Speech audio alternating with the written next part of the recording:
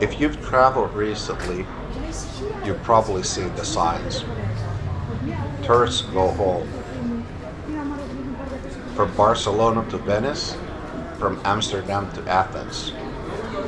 Local people are increasingly frustrated with mass tourism. At first glance, the reasons seem obvious. Housing becomes expensive, streets become crowded, local culture becomes commercialized. And all of that is true. But perhaps the conflict is not only about housing, crowds, or economics. Perhaps tourism touches something deeper, our sense of who we are. Most of us love being tourists, yet many of us dislike tourists. The very same person who enjoys wandering through the streets of Rome can become irritated when a busload of visitors arrives in his own neighborhood. How can both things be true? Part of the answer may have less to do with economics and more to do with identity.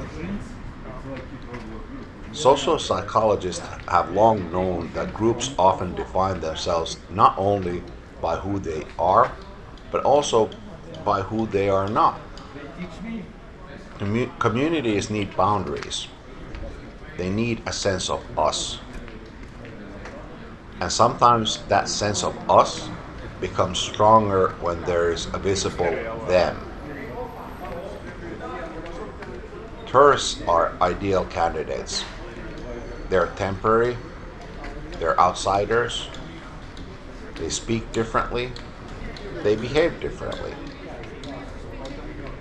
Complaining about tourists may not merely express frustration. It may also reinforce local identity. The city says to itself, this is who we are, and those people are not us. Tourism does not merely bring outsiders into a community. It makes the boundary between us and them visible. But tourism does something else as well. It exposes assumptions that normally remain invisible. The writer David Foster Wallace once told a famous story about two young fish swimming along. An older fish passes by and says, "Morning, boys. How's the water?" The fish swim on. Eventually one turns to the other and asks, "What the hell is water?" The point is simple. The most important realities are often the hardest to see. Not because they are hidden, but because they are everywhere. Marketing researcher and consumer psychologist Gerald Zaltman tells a wonderful story that illustrates this idea. Years ago, researchers gave cameras to people in Nepal and asked them to photograph their lives. When the photos were later reviewed, Western observers noticed something odd. Many of the pictures carefully avoided showing people's feet. The outsiders could not understand why. Then they learned the reason. Many families could not afford shoes. Showing someone's bare feet would have highlighted poverty and potentially embarrassed the person being photographed. So people instinctively framed their pictures differently. Not because anyone told them to, not because they consciously planned it, but because the cultural meaning was obvious to them. It was part of the water they swam in. The foreign visitors could not see it. The locals could hardly imagine not seeing it. Tourism often creates exactly this kind of collision. Visitors arrive carrying invisible assumptions. Locals carry different invisible assumptions. each side notices the other's strange behavior, neither side notices the assumptions behind their own. The tourist sees inefficiency, the local sees respect. The tourist sees friendliness, the local sees intrusion. The tourist sees authenticity, the local sees ordinary life. Everyone is looking at the same reality, yet everyone is seeing something different. Perhaps this is the deepest value of travel. We often travel to discover other cultures, but what we discover first are our own assumptions. The foreign country becomes a mirror. Its customs reveal the invisible rules we normally take for granted. Its differences expose the water we have been swimming in all our lives. When I lived in the United States, I certainly learned a great deal about America. Yet, surprisingly, I may have learned even more about Finland. Only when another way of living confronts us do we begin to see the assumptions we carry ourselves. The things that once seemed natural suddenly appear cultural. The things that felt universal begin to look local. Freud described once what he called the narcissism of small differences. Travel offers countless examples. I'm a traveler, other people are tourists.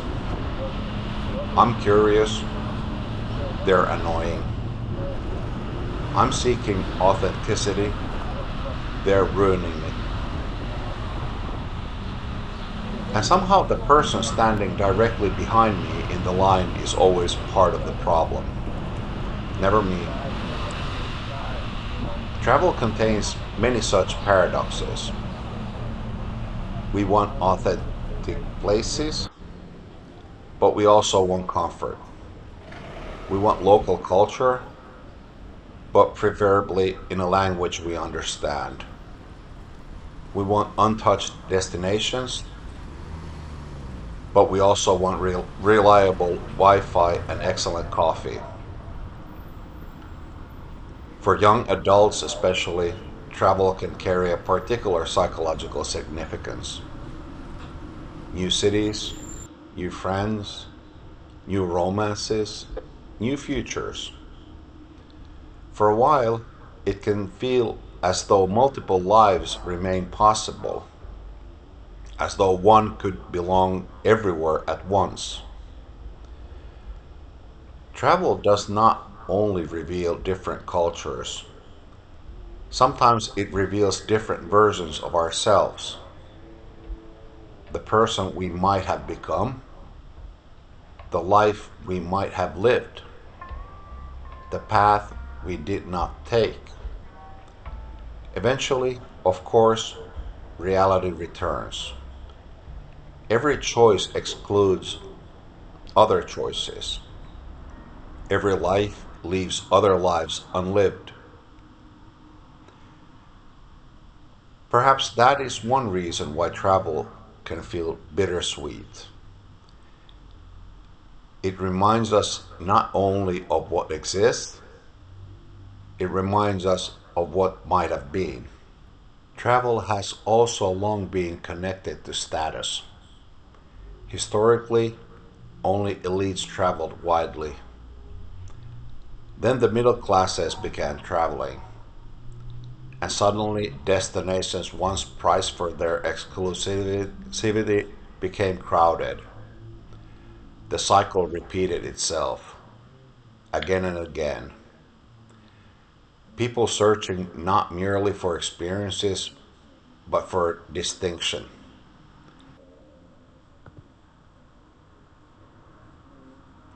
The hidden logic is often simple.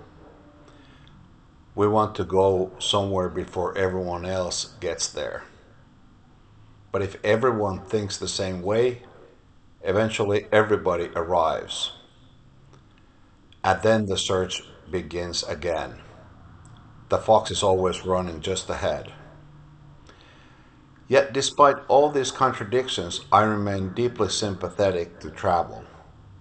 In the world increasingly divided by politics, culture, ideology, and identity, there is something valuable about encountering lives different from our own. Travel can make us more humble. It can challenge assumptions. It can remind us that our way is only one way among many. And perhaps that matters more now than ever.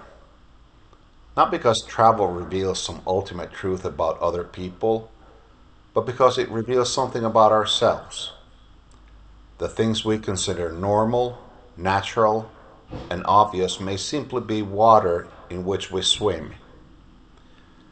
And once we begin to see the water, we begin to see ourselves.